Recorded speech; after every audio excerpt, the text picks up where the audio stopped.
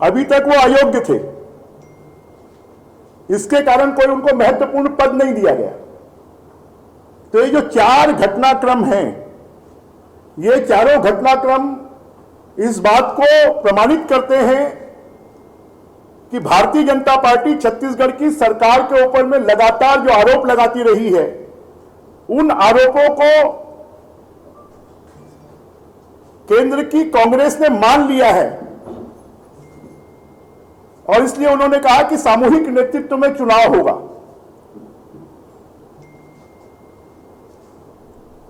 और 3 महीने के लिए, 100 दिनों के लिए उप मुख्यमंत्री, 100 दिनों के लिए प्रदेश अध्यक्ष, 100 दिनों के लिए मंत्री पद, 100 दिनों के लिए योजना आयोग का अध्यक्ष। मुझे लगता है ये छत्तीसगढ़ के पूरे आदिवासी समाज का अपमान है।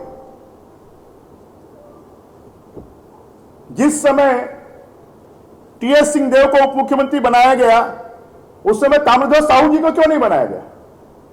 उस समय मोहन मरकाम को क्यों नहीं बनाया गया?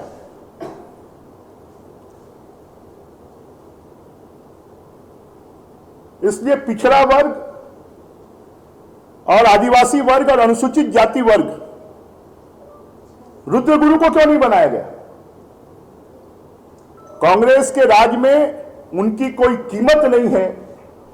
पहले उनको 78% आरक्षण के नाम पर सबको भुलावे में रखा गया, सबको ठगा गया, और अब कांग्रेस अध्यक्ष पद और मंत्री के नाम पर उनका अपमान किया जा रहा है।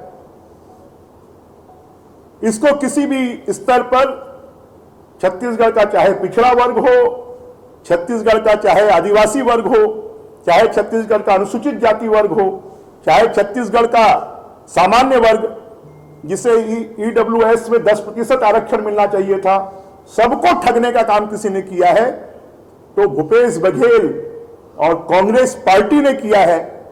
और ये जो सब कुछ हो रहा है, ये कांग्रेस के शीर्ष नेतृत्व के इशारे पर और भूपेश बघेल जी और टीएस सिंहदेव की जो आपस में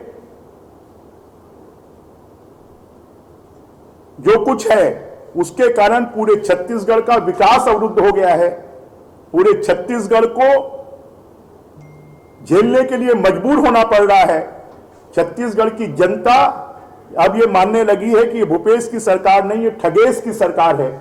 उसने पूरे छत्तीसगढ़ को ठगा है और कोयल घोटाले का स्कैम अब इस बात को प्रदर्शित करता है कि कांग्रेस के शीर्ष नेतृत्व के संरक्षण में, और ये काम चाहे वो 1995 में हुआ हो, चाहे छत्तीसगढ़ में अभी 2019, 20, 21 में हुआ हो, कांग्रेस की सरकार खाली उसका एकमात्र उद्देश्य सत्ता में आना और भ्रष्टाचार करना। मैं तो ये पूछना चाहता हूं कि चाहे वो शराब घोटाला हो, चाहे वो कोयला घोटाला हो, चाहे वो जमीन घोटाला हो, चाहे वो रेत घोटाला हो, चाहे वो जंगल घोटाला हो, चाहे वो धान घोटाला हो, ये पैसे छत्तीसगढ़ के हैं, छत्तीसगढ़िया के हैं, और उन पैसों को खाने का काम कोई कर रहा है तो कांग्रेस के शीर्ष नेतृत्व से लेकर छत्तीसगढ़ का नेतृत्व कर रहा है। जनता इसको कभी माफ नहीं करेगी।